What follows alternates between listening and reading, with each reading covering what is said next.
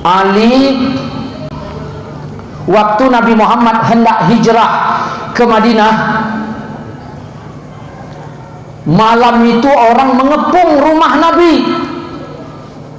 Mereka ingin membunuh Nabi karena Nabi di Mekah sudah sangat dibenci mereka.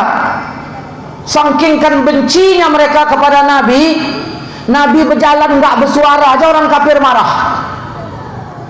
Apalagi Nabi bersuara, apalagi dengar suara zikir. Turun Al-A'raf 205. Wazkur rabbaka fi nafsika.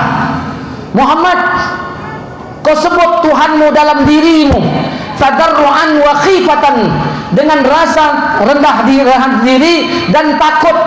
Duna jahri, kau zikir jangan kuat Muhammad, tak boleh kuat. Karena orang kafir marah mendengar Nabi Muhammad zikir. Orang kafir marah dengar suara zikir. Paham kan? Orang kafir marah dengar zikir. Orang kafir marah dengar suara zikir. Paham? Apa itu? Orang kafir marah dengar suara zikir. Kapan tak boleh itu? Bil adui wal asal.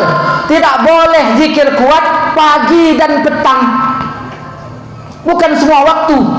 Kenapa pagi orang kafir marah? Karena pagi kafir belum bangun. Ya. Pagi kafir belum bangun. Paham kan?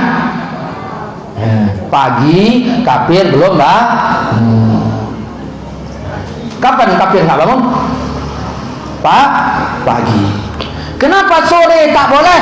Karena kafir istirahat waktu sore.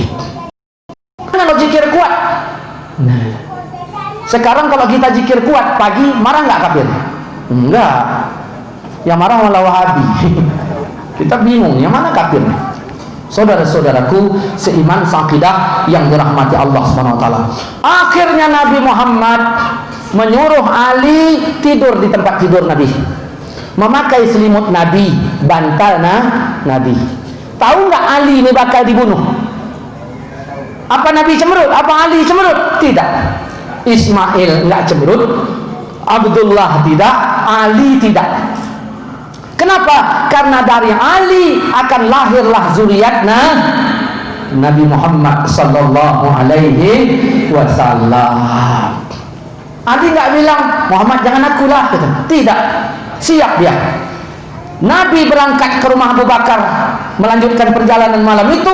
Orang kafir mendobrak pintu langsung ke kamar Nabi. Begitu dibukanya ternyata Ali. Dibukanya Ali, nggak jadi dibunuh. Itulah hebatnya kafir pada waktu itu. Ya, dibuka, ditengoknya dulu, dipastikannya. Rupanya bukan yang dia maksud, tak jadi. Nabi Muhammad berangkatlah hijrah ke Madinah. Nah, sampai di Madinah, barulah Nabi berusaha mengambil kota Mekah. Maka jadilah kota Mekah menjadi kota kaum muslimin. Begitu sudah jadi kota kaum muslimin, turun surat Taubah ayat 28. Innamal musyriku najasun. Sesungguhnya orang musyrik itu najis, maka tidak boleh mendekati Masjidil Haram. Dibuatlah batas wilayah, utaranya mana, selatannya mana, nah kiblatnya mana, timur batasnya mana, baratnya mana, maka jadilah tanah haram. Ditulislah dilarang masuk kecuali muslim. Setelah ini kota Mekah menjadi kota kaum muslimin, maka masuklah musim haji. Begitu sudah masuk musim haji, nah turunlah ayat mengatakan fazkurullah, berzikirlah kalian kepada Allah. Zikir yang bagaimana? Apakah zikir yang seperti sebelum hijrah dulu? Tidak boleh jahar, zikirnya sir, bukan. Tapi kata Allah, berzikirlah kalian seperti kalian membanggakan nenek moyang kalian, atau lebih dahsyat dari itu. Ini isyarat dari ayat bolehnya zikir jahar. Barulah Nabi Muhammad SAW ya percontohkan dalam hadis dari riwayat Imam Muslim, Rasulullah SAW setelah semayang 5 waktu berzikir dengan suara yang lantang, suaranya jahar. Waktu itu mic belum ada. Nabi Muhammad dan sahabat, dari Abdullah bin Zubair riwayatnya, riwayat Imam Muslim, hadis dari Abdullah bin Zubair riwayat Imam Muslim, Nabi Muhammad setelah sholat 5 waktu zikirnya lantang, kedengaran sampai ke jalan. Mic belum ada. Saya nggak tahu jarak antara tempat sahabat zikir dengan jalan, tetapi suara mereka kedengaran sampai ke jalan. Hadisnya sahih, tapi Wahabi membid'ahkannya. Pernah dengar cerita yang di Takengon 2 tahun atau 3 tahun yang lalu? Saya lupa itu, diangkut apa itu. Ada orang zikir berjamaah di masjid. Orang zikir, Wahabi di teras. Ya. Selesai kejadian, selesai zikir, orang pulang. Lalu Wahabi ini tadi bertanya, udah selesai kalian bernyanyi? Gitu. Tumbuk orangnya.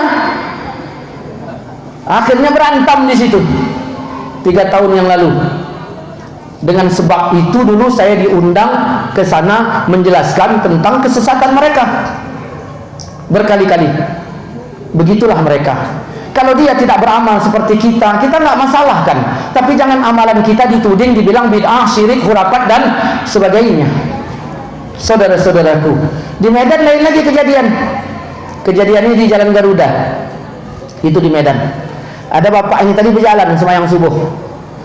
Ya, begitu jalan siang subuh, datangnya orang ini tadi ikut di belakang. Pak, sama kita jalan. Berjalanlah bersama. Begitu jalan bersama, apa yang terjadi? Dia tanya sambil jalan, ini subuh pagi nih, mau jemaah subuh. Pak, ada mau saya tanya. Oh ya silakan. Bapak kalau bersentuhan dengan istri bapak batal nggak? Wuduk bapak? Ya batal lah, sentuhan suami istri ya batal. Kalau sama monyet, tanyanya. Ya sama monyet ya enggak. Berarti lebih baik monyet ketimbang istri bapak, katanya. Tumbuk kayaknya telentang di situ.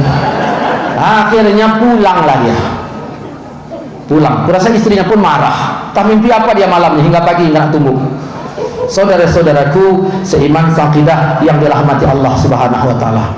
Ustaz berbohong ini. Ustaz cerita bohong ini. Dari mana kau tahu aku bohong? Dari mana kau tahu aku bohong? Aku bisa kutunjukkan siapa yang bercakap, siapa kejadiannya. Kau menuduh aku bohong bagaimana? Kadang-kadang kan suka kali itu Wahabi. Itu kombur itu, bohong itu. Wahabi suka kali gitu. Saudara-saudaraku seiman saqidah yang dirahmati Allah Subhanahu wa taala. Nah,